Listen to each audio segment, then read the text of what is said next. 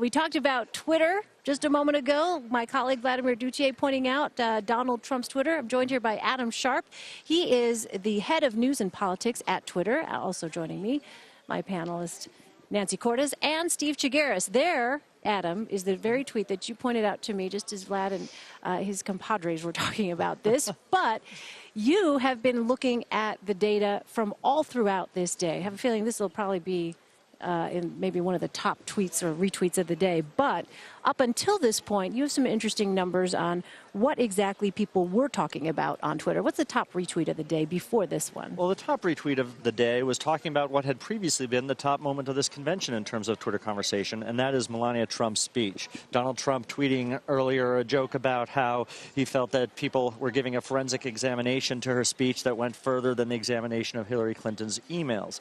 Now, tonight, the Ted Cruz boo moment now pushed Melania Trump off the map in terms of the #1 moment of this convention. Yeah, what happened during the course of this speech as Ted Cruz was delivering his speech and all of that was unfolding?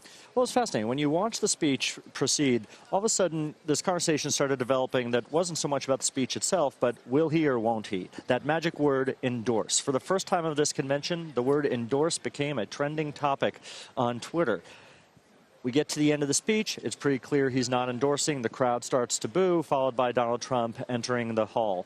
That became handily the biggest moment of the night in terms of the conversation it was driving from the viewers at home and the biggest moment of this convention. Now, what did that push out? The rollout of a VP nominee tonight, the rollout of the potential First Lady on Monday night. Certainly not what the plans were for either night of this convention. And Donald Trump using Twitter to try to get ahead of that, to insert himself into that news cycle before it gets away from him. Yeah, let me ask you, Steve, about that point that Adam raises here. So this notion that that moment, as Ted Cruz was giving his speech, is something that could overshadow, we'll see what the data shows tomorrow. You have a very specific way of finding that out, Adam, but that could really overshadow the storyline about Mike Pence here. This was supposed to be his introduction to America. Yeah, I'm envisioning what the newspapers are going to look like tomorrow. It's probably a photo of Trump and Pence with the point maybe, and then the lead in the story is about Ted Cruz. I think the one thing that works in Trump's favor here, though, is this was actually a positive for Donald Trump. I mean, the excitement among this crowd that they were showing their support for Donald Trump by shouting down Ted Cruz for not getting behind the ultimate nominee, for a guy who had signed a pledge saying that he would back the ultimate nominee. I think that's actually a positive moment for Donald Trump in the long run. And so they probably don't mind. You saw Donald Trump's tweet. He seemed pretty giddy about the fact that this became such a deal. Yeah, Nancy, you wanted to say something? And he did win the optics war, too, because, he timed it in such a way that he was able to make his grand entrance just as the entire crowd was booing Ted Cruz. He says he read the speech. Well, clearly he did, and he knew exactly when to enter this convention hall for maximum effect, and he looked like, I'm the victor. You've got sour grapes. Yeah. It was the last vote of the primary process. Yeah. Adam, let me ask you this. I'm curious, compared to 4 years ago, how has Twitter changed or kind of adapted to what it is that the American public has done as far as the technology when it comes to the political conversation? We've seen now a candidate who has chosen clearly as his main platform, Twitter, to send out his message. He immediately will tweet what he's thinking. There's not a filter there, clearly. And you see people engaging with people on social media in a way that it didn't seem as though they might have done in the same way 4 years ago. Well, it's interesting, and if you go back another 4 years to 2008, the first presidential election since Twitter started, at that time it was really inside the Beltway. It was reporters, pundits, campaign operatives who were using the platform. Barack Obama didn't send his first tweet until he won the election and was saying thank you. Fast forward to 2012, now we have a professionalized social media campaign. Both the Obama campaign and the Romney campaign, large teams of people managing those Twitter accounts.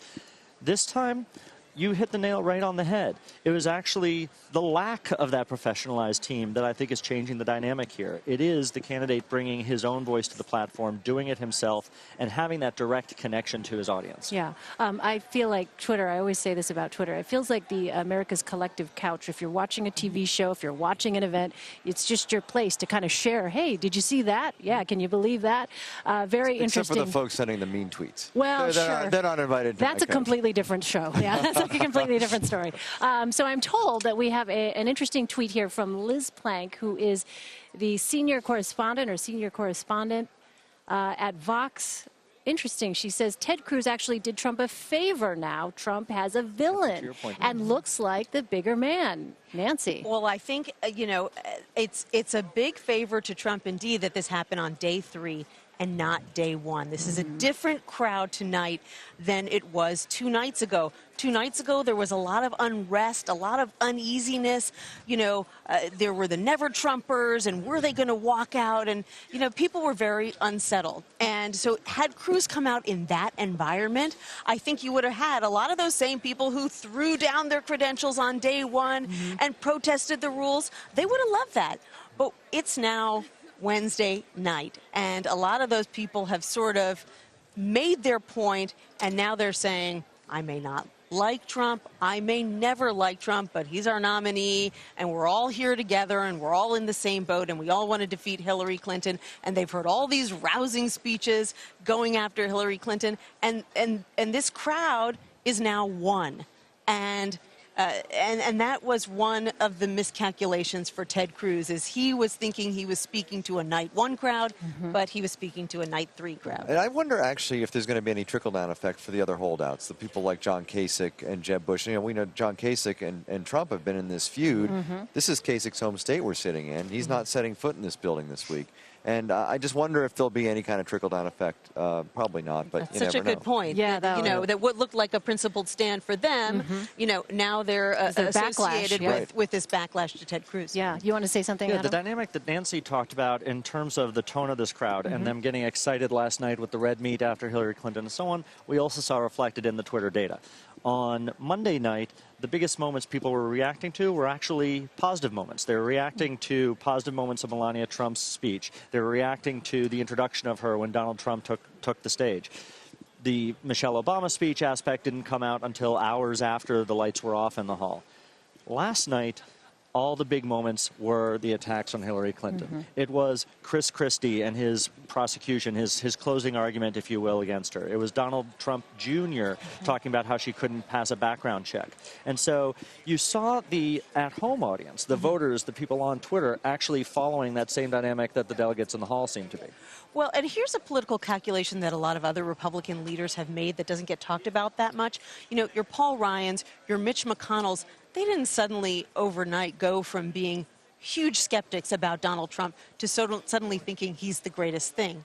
They have made a decision that they need to stand behind their nominee, not just for all the practical reasons like, they want to keep the majority in the House and Senate and that kind of thing, and in the name of party unity, but also because they know that if he loses, then the segment of the party that was most supportive will not have learned anything about the kind of candidate that can win a general election if the leaders of the party were not with him. Because all of those voters will then say, see, it was your fault. You abandoned him, and that's why he lost. Not because, he didn't have enough appeal to the middle or to women or what have you. So they've made this calculation.